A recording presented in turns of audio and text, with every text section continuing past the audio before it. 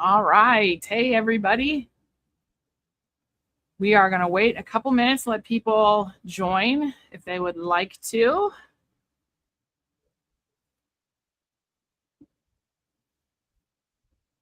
Give everybody a couple minutes. Thank you for joining us today. And this recording will be available on this YouTube account after this, so that's great. If you're watching live, you can go ahead and throw in the comments where you're watching from. You do have to be logged into YouTube in order to leave a comment, but if you are logged in, you can leave us a comment. Say, hey, this is where I'm coming from.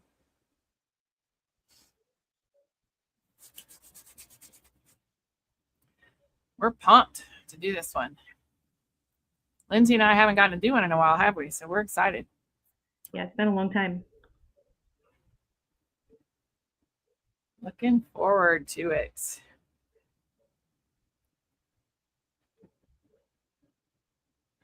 All right. Well, I think we're going to go ahead and just get started. And as people come in live, great. If you're watching the recording, thank you so much for joining us afterwards and joining the recording. We appreciate you. Again, if you're watching live, throw in the comments. We can see them, but you have to be logged into your YouTube account. You put in there and just tell us where you're coming from, what your business is. We'd love to see it. All right. Well, let's get started. I'm going to go ahead and share my screen now. All right. Should be able to see that. And we will get started. We're going to talk about event planning and marketing, getting the word out. Appreciate you all coming. My name's Janet Hurn. I own and founded and I'm the CEO of Future Ready Consulting. I'm an educator of 30 plus years, an entrepreneur, an innovator, and a leader. We work in the space of higher education adjacent, and small business. We want everyone to have the opportunity to be able to start a small business that wants to. And we'd love to partner with you to do that. My personal small business journey has been amazing. I love it. I wish I had another 20 years to start some more and do some more stuff.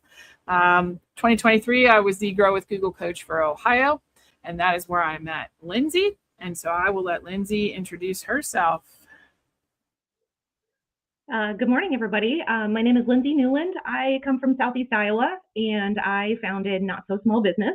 And as you can imagine, I service small businesses with coaching, website designing, business coaching, entrepreneurship, all the stuff. I really specialize in, hi, from Teresa's here from Beattyville. Awesome. Hi, Teresa.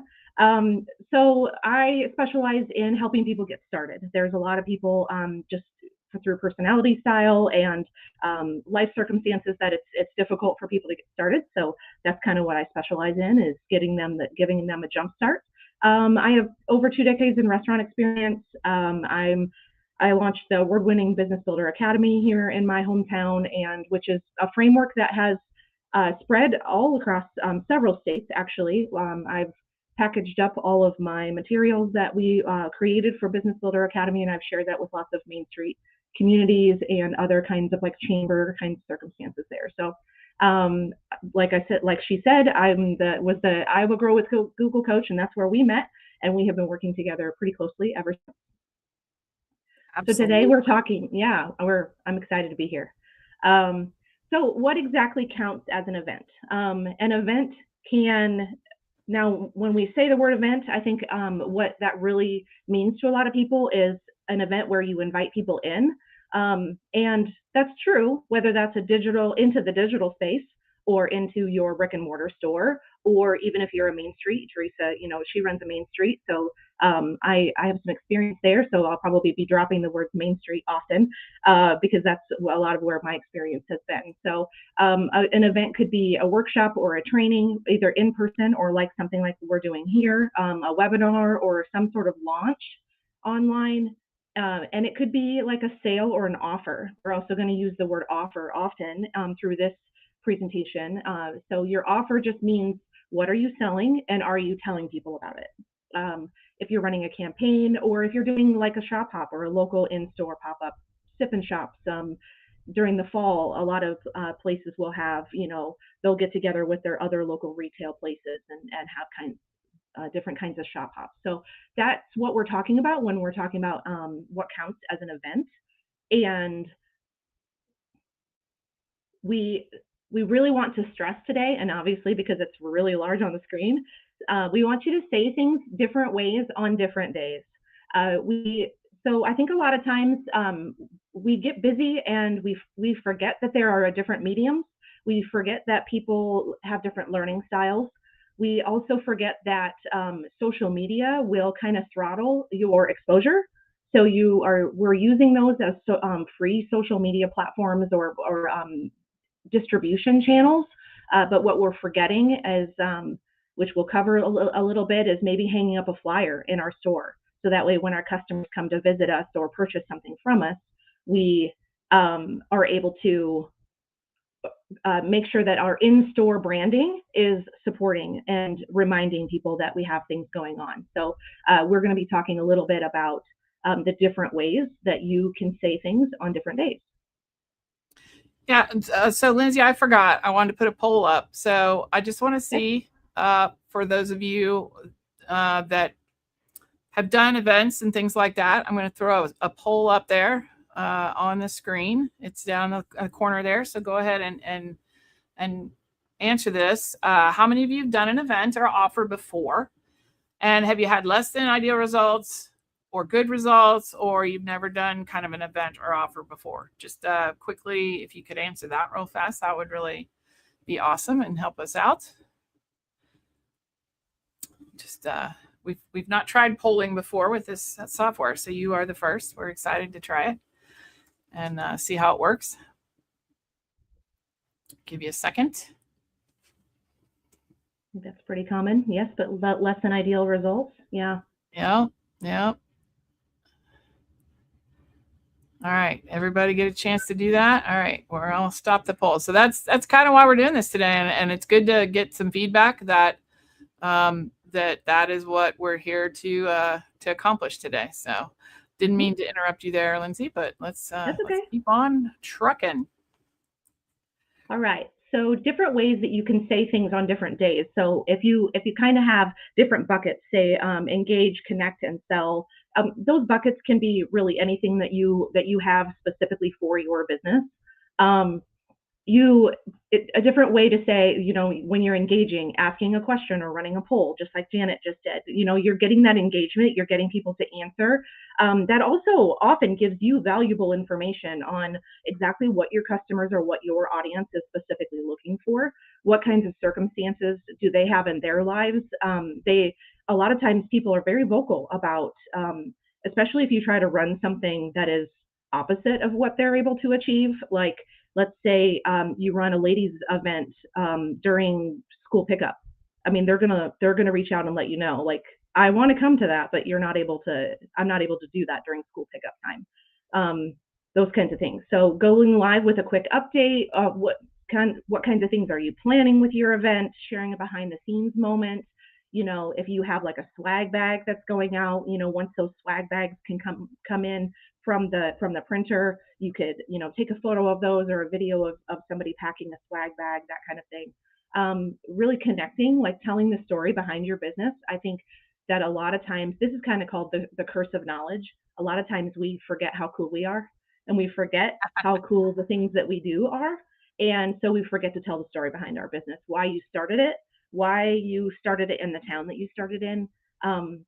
Maybe if you're a Main Street or if you're an organization, maybe highlighting some of your volunteers. How long has your organization been around? What kind of impact levels have you had on your community? Those kinds of things. If you're not kind of banging the drum on those things, people will tend to forget or overlook the changes that you're putting out in your community. Collaborating with other local businesses, and then like highlighting a product or a menu item, especially if something is new, going live with that new item, especially if it's a hot item. Buffy in Cumberland just did this with Buffy's Lazy Daisy. She just brought in like a kid's toy into her store, and it was kind of a hot item, and she did a live for that.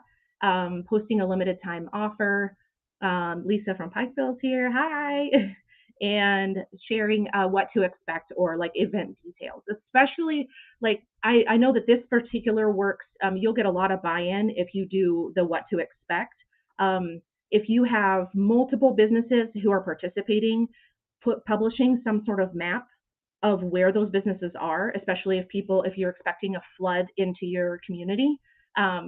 Then Janet, what's the one in Kentucky, the event where they do, it's like Hillbilly Days, is that what it is?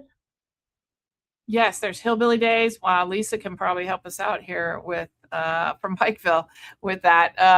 Yeah, they've got so many cool events out there. Hillbilly Days, and it's huge, brings in all kinds of people from all over. Yes, Lisa says it's definitely Hillbilly Days. So Okay, that kind good. of event draws from all over the country, and she says it's this weekend. That is so awesome. That is great. So if you're near Kentucky, head down to Hillbilly Days in Pikeville. That's awesome. That's right. Yeah, so publishing, some sort of map or where the bathrooms are, those kinds of things like what to expect will help people with that decision process. Absolutely. All right. So the question we get often is, why are people not showing up? Common mistakes, especially if you're coming from, a small business standpoint, is, you're starting your planning too late. Your people are, we all know that like you do not plan an event in May, because between Mother's Day and graduations and birthdays and end of school and starting a T-ball and all of the things, we've all learned not to try to plan a lot of things, right in May. So starting planning too late, not letting people know early enough about your event, because there are people who want to come to your event, but they may have just found out about it too late and they have something else on their calendar. Relying on one social media post is, we talked earlier about our social media, like kind of throttling our exposure on those things. Just because you put it up on a social media post does not mean that people are actually seeing it. And so posting it just one time is a recipe for people to overlook your event or not even see it until most of the time until it's over with. One and done messaging, no clear audience. If you're running a ladies event and you're making your advertising too broad, then you probably need to niche down a little bit, make things a little bit more pink or purple or more feminine, and so that way people are catching that visual.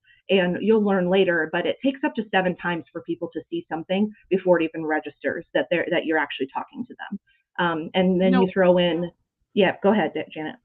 Well, I'm just going to say, Lindsey, what I've heard is, and if you're getting sick of your marketing messaging, like sick of all, if you're hearing it out or seeing it online, you're sick of the posts, you're sick of it. People are just starting to get it out there. Yeah.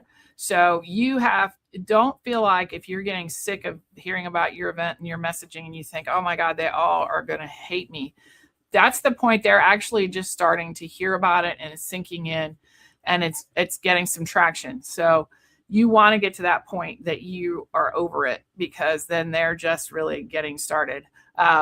Just a quick comment from Lisa. She was there last night making a map for their event. Like, she's our case study today for this exact talk.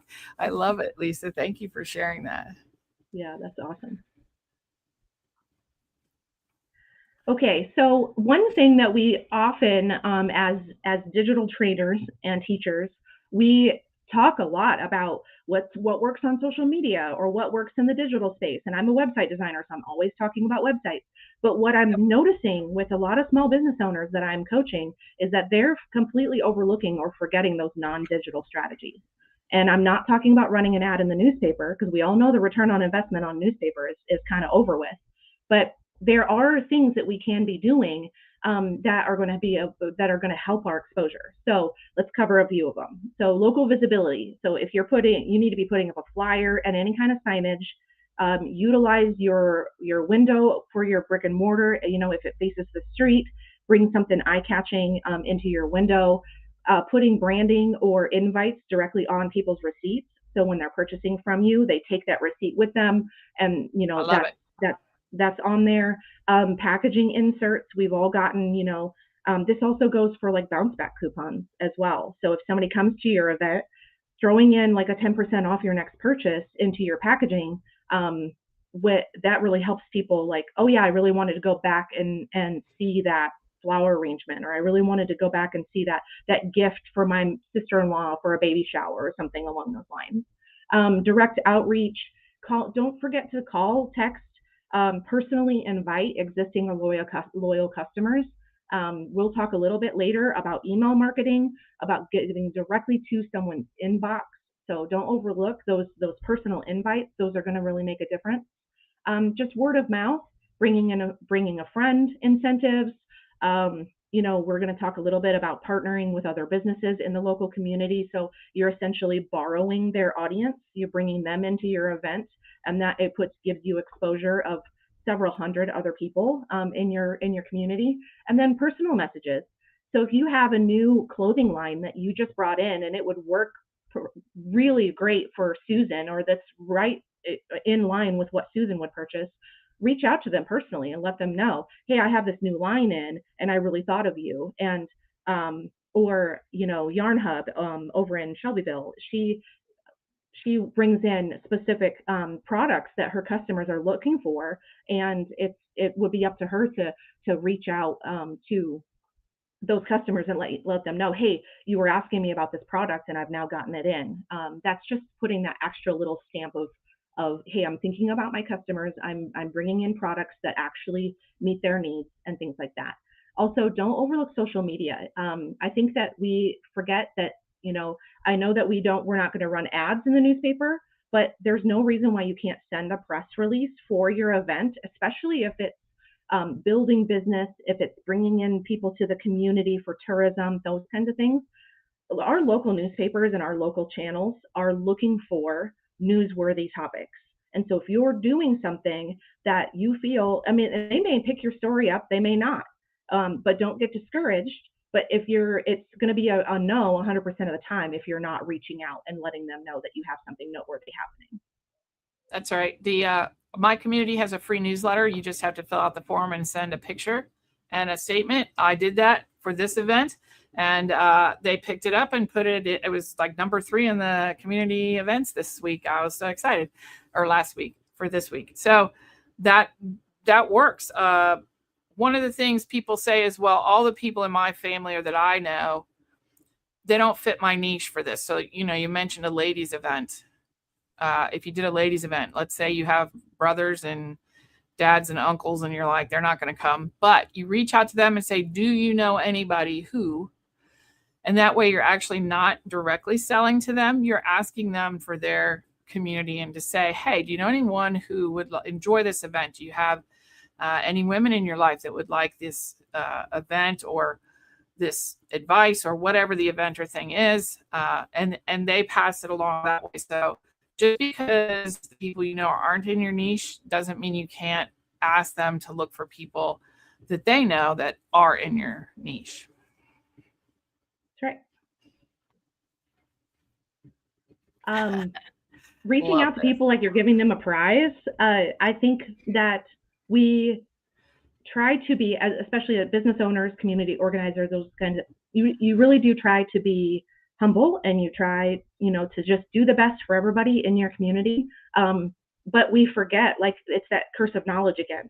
We forget how cool we are. We forget how good our products are, because that's what we do every day. So it becomes a little bit complacent. It's normal for you. But reaching out to people like you're actually giving them something of value is really going to make the hook a little bit easier. It's going to be that buy-in is going to be a little bit easier for people to buy into that event or decide to come for that particular sale or that offer or something like that. But don't, it's kind of like lighting a candle and then hiding it, right? The song that we used to sing as kids.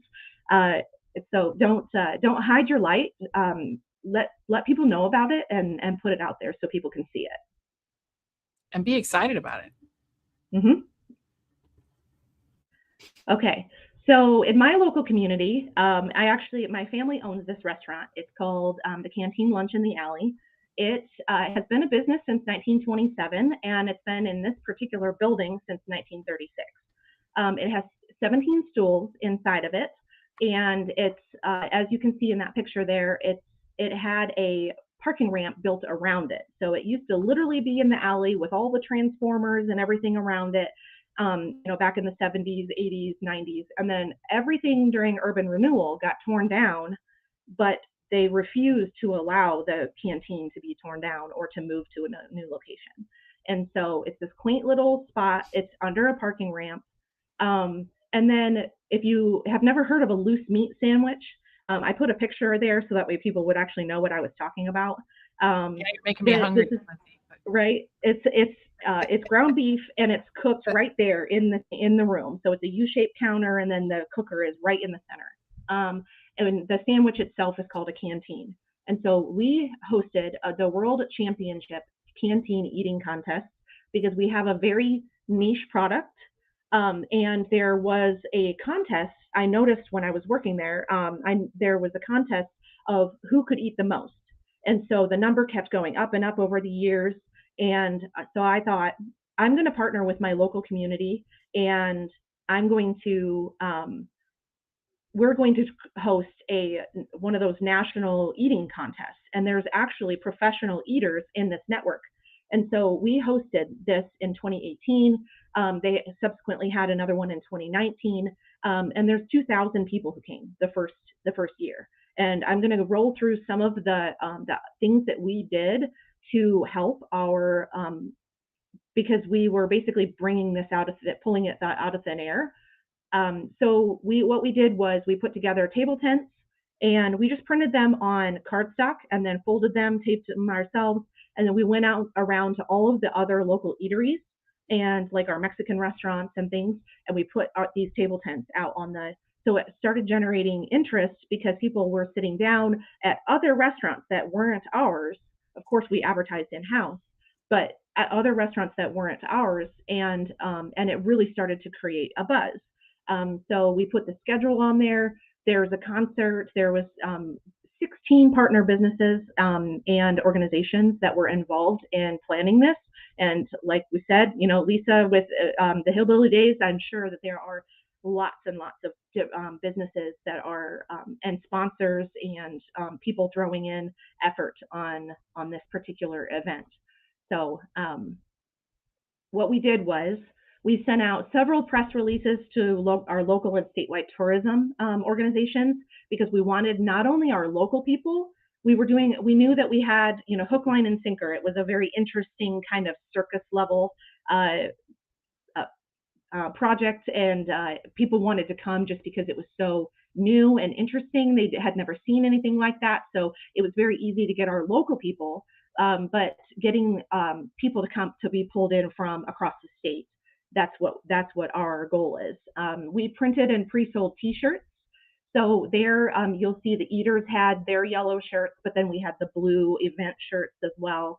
Other businesses sponsored to have industry-specific entertainment. So we have a Riverside Cyclery downtown.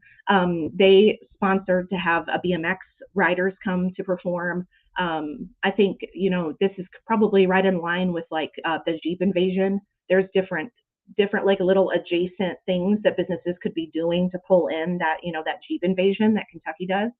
And then we had a bunch of leftover T-shirts that didn't sell. So what we did was we wrapped them up.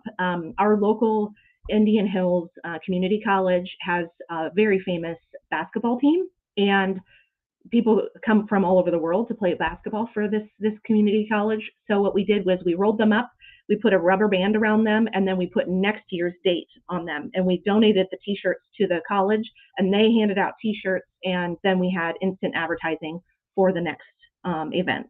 And our advertising became so popular that Joey Chestnut ended up coming the following year, and sales were absolutely not an issue. We did not ever have to have a conversation. Our conversations were more about how are we going to handle the line out the door than we were about, like how do we keep enough hamburger on hand for all of these people. We won Best Restaurant Experience in Iowa by Iowa Tourism. We were rated the best sandwich in USA Today, Des Moines Register, which actually just recently got renewed, interviewed and published in a book by George Motz. He's a TV personality, and he just published his 4th edition of this particular book, and he kept us in there. So he reran that article. So that's getting, new life because he's republished that. And then Joey Chestnut, who is the big hot dog eater, he ended up coming the following year, actually twice. So what we did was we paid to bring him in for a PR campaign during the home show, which was in February. Before the contest itself was in June, but he ended up coming for like a PR event in February. So we paid twice to have him come out. But he ended up winning. He ate 28 and a half sandwiches in 10 minutes. Oh, God. Which is just completely mind-blowing, right? It's mind-blowing.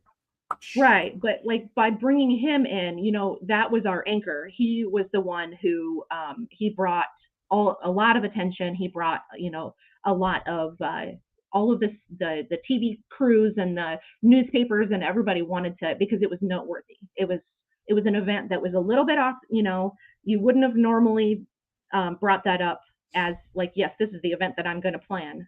But it really, really worked. So, and we utilized, different ways on different days. We utilized newspaper, tourism, all kinds of different, table tents, all that kind of stuff. And it was really, really successful for our business. What a great case study. Thank you for sharing that, Lindsey. So if you're listening and you have a quick question about this event or about what we've said so far, look at the size of this restaurant. So they could have said, we're too small to have any kind of large event. We can't do this. Nobody will come. They could have decided all the outcomes prior to even thinking about doing this, but they didn't. They went ahead and went forward with it. The crowds, those pictures were amazing. The notoriety it brought the restaurant, it's just stunning. And like she said, their biggest problem after that was, how do we handle the line out around the door every day at lunchtime, right? So if you want to comment with a question, we'll try to answer it as soon as we can. But thank you for sharing that. That's a story that there shouldn't be anyone on here with a small or medium-sized business that goes, oh, I can't do this, I'm too small, after you see that story. So don't say that. All right, if we see a question, I'll grab it and we'll try to answer it.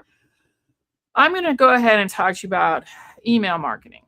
So we always think about social media. What can we do? What can we post?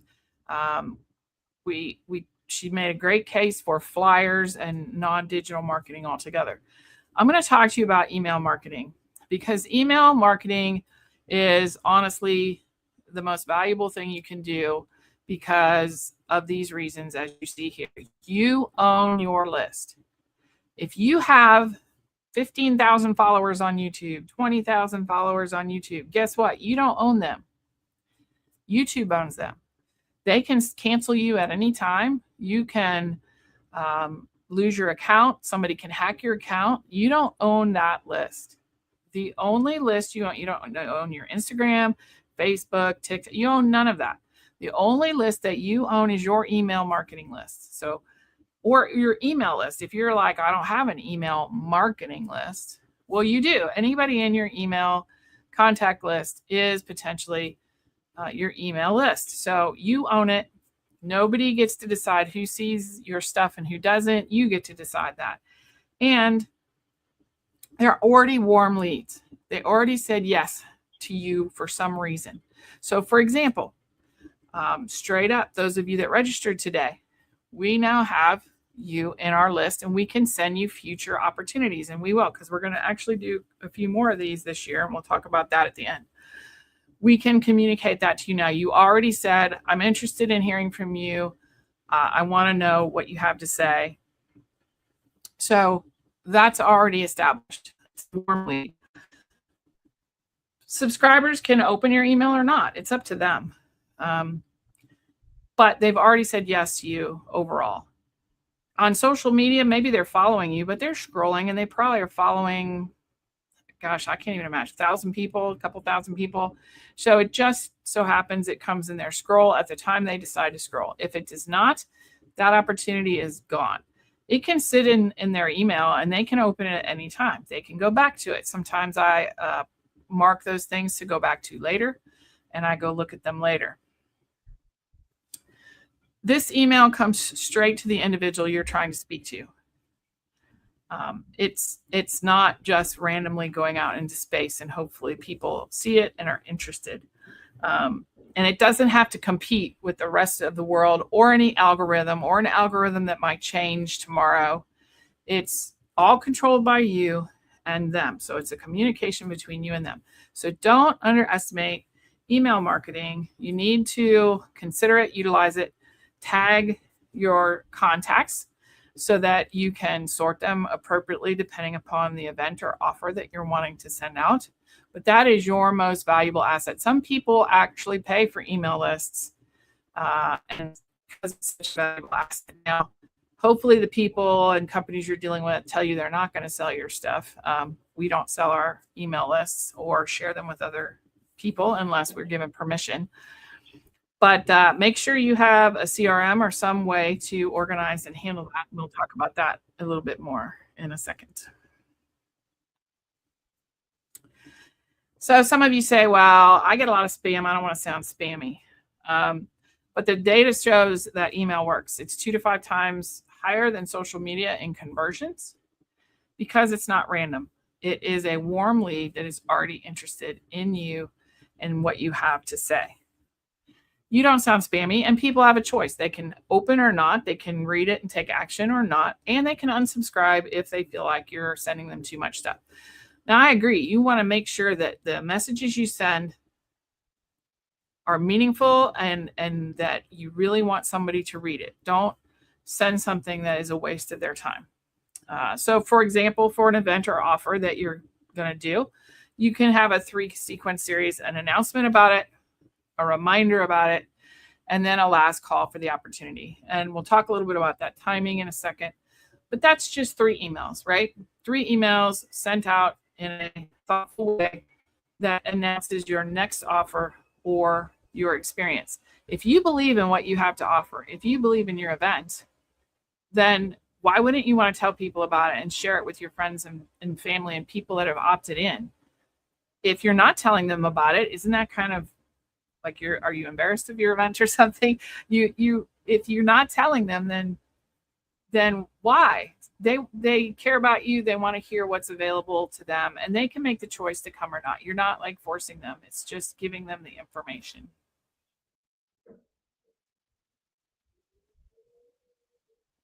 All right. Some of you may be sitting there going, what am I going to do? I don't have an email list. I only have a few people I've interacted with. I'm a new business, or I've not saved their emails, or I don't have a CRM. And so what you need to do is at your next event, offer, whatever, start your email list. Collect emails. If you go to the store now, if you go to any shop, they almost always take your phone number or your email. They're starting their list. They're adding you to their list. So you could do that. If you're brick and mortar, collect their emails as they purchase from you. Even online, you can collect their emails. Offer a free lead magnet, but something of value that you can give to someone and ask them for their email in exchange. You're not asking for money. You're not asking for time. You're asking for their email and add it to your CRM. Now, you have to be careful. Notice the picture of spam we have here. You don't want to get reported for spam. All right. You always want to have an opt-in. So anytime you're collecting an email, they should click a box that they understand that you're not going to sell their information and that you are going to send them additional emails. They do not have to click that, and they do not have to give you their email. But if they do, they're saying, hey, pick me. I am okay with you sending me information about your events and your offers and things you're going to do next. So just make sure they opt in, and that you always provide a way for them to unsubscribe at the bottom of each and every email. That's all you need to do. And you can do it at the register. You can do it on a receipt, a QR code for them to opt into something. You can have a webinar or event like this and have people opt in.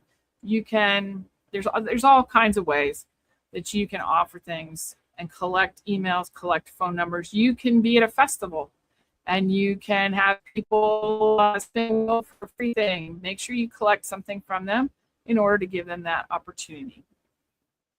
Get those emails, get those phone numbers, because that is your gold when it comes to your next offer, event, announcement, whatever.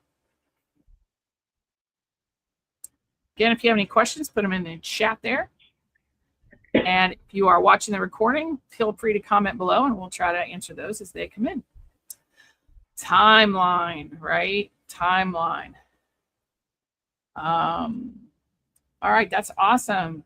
Hope just told us from Shelbyville. She said, I asked my, here, I'll just put it up there and you can see the comment. How about that? Look at me go. All right. That's a great tip. Hope, thank you for that. She asked the registers they're checking out. And people want to know about Hope stuff. Hope runs Yarn Hub in Shelbyville, and they want to hear about new yarns that come in. They want to hear about new kits and all that come in, and her classes and stuff. So that's awesome. They don't have to give it to her if they don't want to. All right, runways and frequencies. So 4 to 6 weeks out, you want to introduce some kind of branding around your event. You do not have to have all the details yet. You don't have to have all the guests yet, like keynotes or bands or whoever you're inviting. Or you don't even have to have the exact offer crafted necessarily. You just need to have some brand that's getting out there to say, ooh, we're creating some buzz. We got something good coming and you're going to want to know about it. That brings awareness so that people start looking for that opportunity. They start thinking about it and they can watch for future conversation. 2 to 4 weeks before your event, online, you can start introducing some details. What's the event? Who is the good audience for it? Hopefully now you have a keynote or a specific special that you're offering. Put that out there. And you can show behind the scenes stuff. You can start showing getting ready for this event. You can start showing maybe some pictures and video from last year's event or the last offer you ran and what customers said about that offer. You're kind of priming the pump now. And in the meantime, you are getting partner businesses set up. You can show and talk about those partner businesses. And that is really awesome. 2 to 4 weeks in advance. And 1 to 2 weeks out, you should just be promoting. So you should already have had social go out and flyers hung, but really now you want to make sure you're getting stories out there in community newsletters. You want to be putting out reels, emails, everything you have, all the different channels, and you'd be surprised. I was actually, while Lindsey was talking, I'm going to be totally transparent and honest here. I was sitting here thinking of all the channels I have to advertise things that we do. There's probably twice as many as I use to get ready for this event. I was like, wait, I forgot to put it there. Wait, I forgot to put it there. So somewhere, list your channels out. That could be a community newsletter. That could be a community post board. That could be flyers. All the different ways that you could talk about an offer or event. Make a list so that every time you offer something, you go through the list and you check them off and you make sure you've covered all that. I forgot a couple of great channels that I should have put this out on, and I will next time. So that's kind of the timeline. You could make if you use project management, you could make a project management template for events and offers. If you have a spreadsheet and you want to keep a template for each time you offer an event or have a special offer or thing, a launch, you have that checklist so that you just have to follow the checklist each time. I'm sure that Lisa from Pikeville they have an extensive list and system for when they offer it just left me the event name. Hillbilly Days. Hillbilly Days, right. Yeah. So they probably have an extensive spreadsheet and plan, and they just go back to it each year. That's what you want to be able to do every time, so that you don't have to think about all these details more than just once. But write down your channels, make a timeline. Go ahead, Lindsey. I actually have a spreadsheet template. If anybody, if you're interested in seeing that, or having something that you can share with your local businesses, if you're an organization, I have a spreadsheet already templated out. So if you're interested, I'm happy to send it out to your list, Janet. Oh, that's amazing. Okay, cool. We'll send it all to you. Share that out so that you can use that. That's so good. Thank you for that, Lindsey.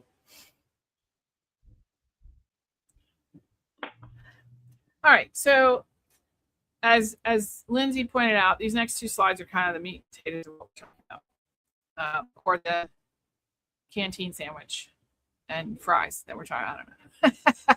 Chips. No fries. No fries, just chips. So the purchasing marketing cycle, many of you are familiar with, right? Everybody's excited about your spreadsheet, so we'll be sending that out post event. So we all are kind of involved in this awareness, consideration, decision. So we have to make everybody build trust and awareness of our brand, consider interacting with us and purchasing, and then actually making that purchase. You have to remember at any given moment along here, people are ready to say yes. And again, Lindsey made a great point. You know your product. You're probably maybe sick and tired of your product. I don't know. I mean, the canteen has sold this sandwich for how long? 100 years. 100 years. 100 years. And they still line up to get this sandwich, right? So you might be tired of making them, eating them, whatever. But the rest of the world is not. So you need to remember that at any point. I hadn't heard of this sandwich till I met Lindsey. Now, if I go to Tamil, I will have to try it, except I don't eat beef, but we'll figure it out. Somebody I know is going to try it. It's an awareness. I didn't know they existed. There are millions of people in the world. There is a large chunk of people that have not heard of you, heard of your product, heard of what you have to offer, heard of your event. There's probably a bunch of you that will be watching this that have never heard of Hillbilly Days. Now you have. You got to go check it out at least once in Pikeville, Kentucky. So people are lingering somewhere in your awareness, consideration, and decision phase. Then you have the experience, which is the purchase or whatever. And then you have to follow up. This is the piece everybody forgets, is these last two. Loyalty and advocacy. You have to follow up so that they will advocate, they will leave you reviews and all of that. That's the purchasing marketing cycle. That's a lot of what we've been talking about. If you apply it to your event situation, it's the same thing, right? 4 to 6 weeks out, you're throwing that awareness out there. Something's coming. It's going to be good. You're going to love it. Even the canteen can have a relaunch, right? They can have a relaunch of the sandwich for new people in a Tamwa. It doesn't have to be necessarily new to everyone, but new to some. Or maybe you've made a twist on it, or maybe you have a new offer around it. Maybe it's a new course you're offering if you're digital products. Maybe it's a new yarn that came into the yarn hub. You never know. So 2 to 4 weeks out, that's when people are considering, hey, do I want to do that? Do I want to come and get involved in that? Who else is going? They start asking around, are you going to that thing? I'm thinking about going to that thing. And then 1 to 2 weeks out is when you really want to push it so they can register, they can decide, they can get involved. And that's when the urgency comes through. CTA, you have to have a clear CTA. Do you want them to buy a ticket? Do you want them to sign up? Do you want them to register? Do you want to purchase? Do you want them to show up at a certain time and place? What is it that you want them to do? That's CTA's call to action. What do you want them to do? Make sure that's included in every post, every flyer, every email, everything you do, so they know that. I got to watch our time here so I don't talk my way out of this. So then they have the experience, right? They have the experience. It's an event or an offer or the thing, and they love it, and they're excited about that. So that's the point you want to establish this loyalty. You want to announce the next event, or you want to announce the next offer, or stay tuned for the next course I'm going to be putting out. You want to follow up with social, email, and have people advocate for you, and you always want to ask for reviews because Google reviews are still golden. Facebook reviews, all of those, you really want to get those reviews. So you need to ask for them. Don't be shy. Say, did you enjoy the event? Awesome. Could you fill out a review? Have that QR code everywhere so that they make it easy, low friction. People like to leave reviews. They just don't like the friction.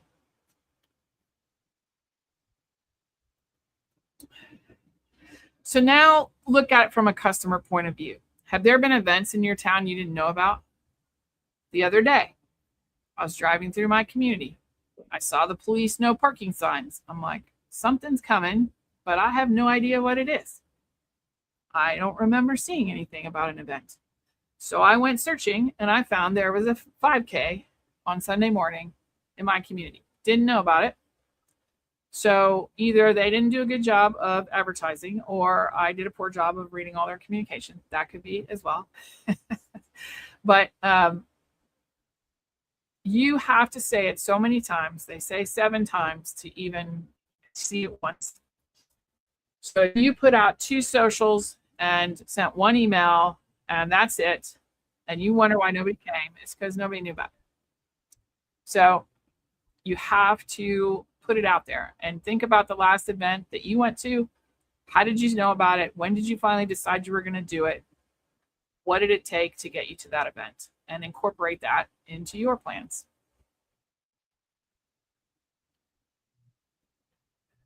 All right, this is often not thought about or untapped. Partnerships among businesses or local influencers. You would be surprised at some of your local creators that have large followings on TikTok, YouTube, Instagram that you could tap into and work with. This is a great example, right? There's a new smoothie shop in town and there's an established gym owner. So she can go to the gym and say, hey, here's some coupons for 10% off of smoothies. I run the new smoothie shop down the street. Do you mind handing those out? Hey, would you like to do an event where I bring smoothie tastings to one of your gym days? I think that would be amazing. So you somehow connect the 2 businesses, and now you are, as Lindsey put it, borrowing their audience. So it could be established businesses in town that have been there for years. It could be micro creators. We have a local gentleman who does food truck and little restaurant reviews. If you had a new food truck or restaurant, if you could get him to come, if I said his name, probably none of you have heard of him, but around here they've heard of him. So that's what you want to try and do, is attach yourself to some of those small micro influencers in your community. Maybe you're going to pay them a little bit. Maybe you're just going to trade, like the gym owner can leave some coupons with the smoothie shop leaves some coupons with the gym owner. That's a great trade. So think about those deals and partnerships you can make that will help borrow their audience and their trust that they've established and use it in your new endeavor. You were talking about the influencer there, the hamburger dude, Lindsey. What did he cost a lot of money? Was he hard to get or what? No, he actually wasn't.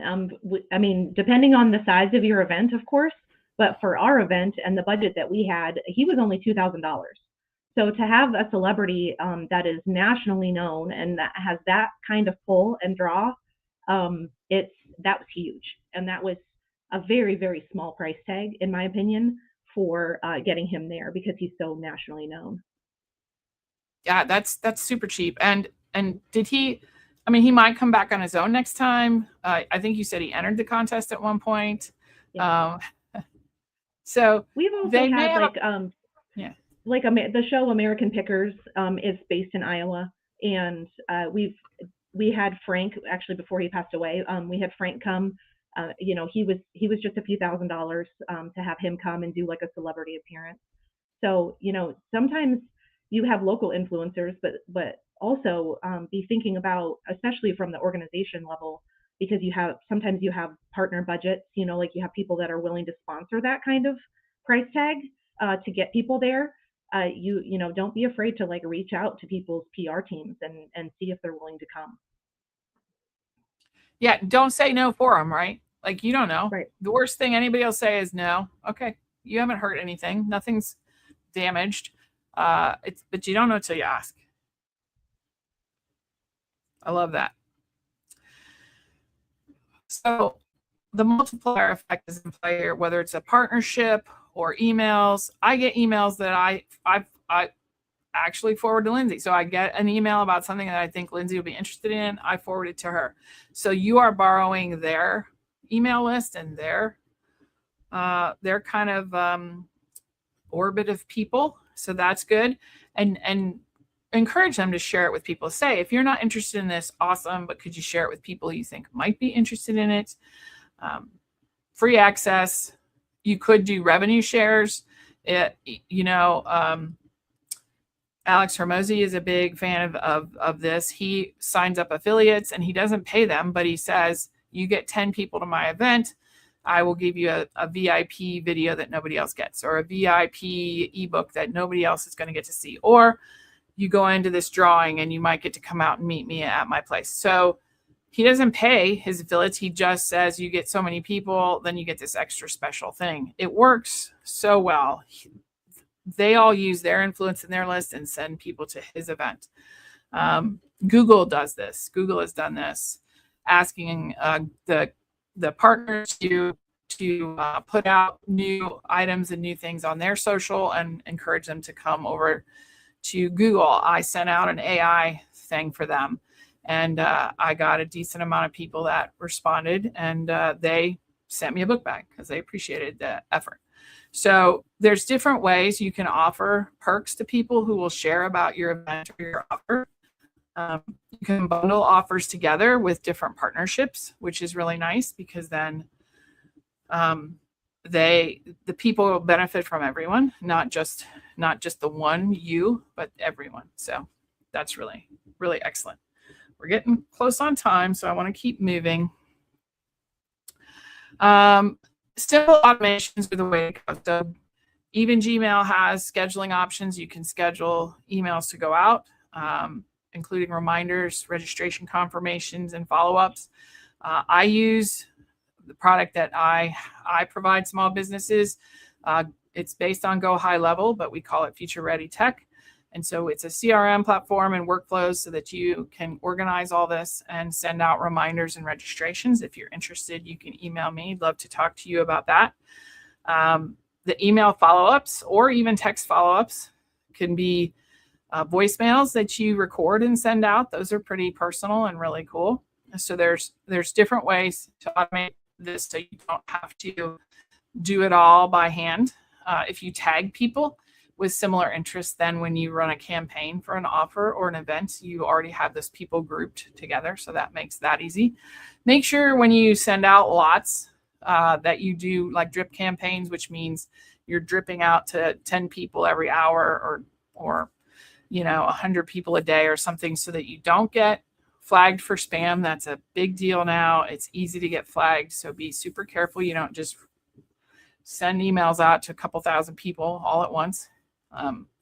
Drip those out. And then as they respond or not respond, then they will get another reminder. These automations are super smart now. They can tell if they've opened it or not. They can tell if they've clicked or not, and then send them a different email depending upon if they've taken action or not. So you don't drive somebody crazy that has already bought a ticket. They'll be pulled out of the automation and you don't have to worry about it. So there's lots simple automations, and then there's more complex automations that you can set up to help with this. All right, so remember, like now that I have some of you in the list, I want to send this Lindsey's thing back out to you. And then we want to stay in touch, right? We want to tell you about our next event so that you stay in touch with people, you let them know about your events and offers, and you stay engaged. That's not easy to do, but you do the best that you can. And once you build loyalty, there can span a longer time between when they've heard from you. My wonderful Kentucky Main Street friends, I haven't gotten to see in a while and stuff. And many people from there are in this event right now. And I appreciate you being here because we have built that trust and that relationship. Lisa, I can't believe you're here when you have an event this weekend, but thank you. I appreciate it so much. And I think if you couldn't be here, you'll share this out with your friends that that might have benefited from this. That would be great. So, you want to keep track of some of these things, of the number of clicks, the number of purchases. Again, content management or CRM, content relation management, contact relation management, CRM will help you keep track of that. There's also many of them integrated with websites. You said Shopify does that and some of the other ones. So they all now can track these things. So you can see how many people came to this event and made a purchase, how many people came to this event and the next event. You can keep that all in there, and you can tell how much your revenue is increasing by the events that you're holding. It's math and it's behind the scenes in most CRMs now. So don't be afraid to keep track of those things and see how that builds for you. All right. You need to get together an action plan. Don't wait till your next event, because then you're going to feel rushed and stressed. We're going to get you Lindsey's spreadsheet so that you can start thinking about what are your channels. You can start posting something on your socials and maybe your email once a month or once a week for 4 weeks. Just get into that habit. Make sure you post a link to your website somewhere all the time so people start checking your website out. Personally invite somebody to see a new product. Maybe they want to come and see it, and they'll do a video with you, like checking out the product and learning how to use it. Engage with your partner businesses once a week, once a month would be a great start. Pick a few businesses near you or that you know the owners and you get along with, and try to work these partnerships out. If you're in a local Main Street, go to your Main Street director. They will help you with some of these partnerships. If you're not in a local Main Street, you probably should join your local Main Street, because that is a place that really is helpful to put people together and get these things happening. And a lot of the Main Streets hold these events and work on these events. Shelbyville has several events a year. Pikeville has several events a year. Cumberland, all the different areas in Kentucky. There's, I don't remember how many Main Streets in Ohio. They have events all the time. Ottumwa has events. So check with your Main Street or your local chamber to see how you can engage with other businesses. And then once everybody knows who you are and that you exist, invite them to join your email list, and then you're ready to go for your next offer or event. Prep ahead of time. You don't want to look at your email list and go, oh my gosh, I only have 20 people on my email list and I'm having an event next week. Back the train up, build that list now before you even think about having your event, and you'll be ready to go. Anything else about that, Lindsey, about the action plan? No, just the engaging with other businesses. It's really easy to go and start commenting on other people's Facebook posts and to let them know, hey, I'm seeing you. I'm paying attention. I see what you're putting out there, and it's very gratifying when your local community engages and actually notices what you're trying to do. Absolutely. We're running out of time. We're offering another free webinar. We are not sponsored currently. Nobody's paying us to do these webinars. Lindsey and I enjoy them, and we really believe in all of your businesses, but we'd really appreciate if you could tell your friends and family about it, tell your other small businesses, tell your local Main Street. Our next one is AI for small businesses, and we're going to give you some real action items. You've seen some of my AI stuff, some of the stuff Lindsey's done with AI, but it's changing every week. So you could have come to one of my events 2 weeks ago and you would learn something new in this event. So this one is in June, same time on a Tuesday. I hope this is helpful. Register, and then if you can't come, it's fine. You can watch the recording, but we'd love to have you all plus 5 of your friends. So spread the word, and we'll be putting out information about this as it becomes closer. We appreciate you all so much. Please reach out to us if you need help with an event or something like that. If you need help with CRM management or a CRM period because you don't have one, websites, whatever. Lindsey is ready to go with her great design. The slides today looked beautiful, Lindsey. Thank you so much for those. She's got her design chops ready to go. If you want a sandwich and you're in Iowa, you should definitely go to the canteen. And please, if you enjoyed this, leave us a Google review on either Not So Small Business or Future Ready Consulting or both. We appreciate you all so much. Thank you for coming. Good luck with the event in Pikeville. So happy for that event. It should be good. If you're near Pikeville, check that out. Thank you. Thanks, everybody.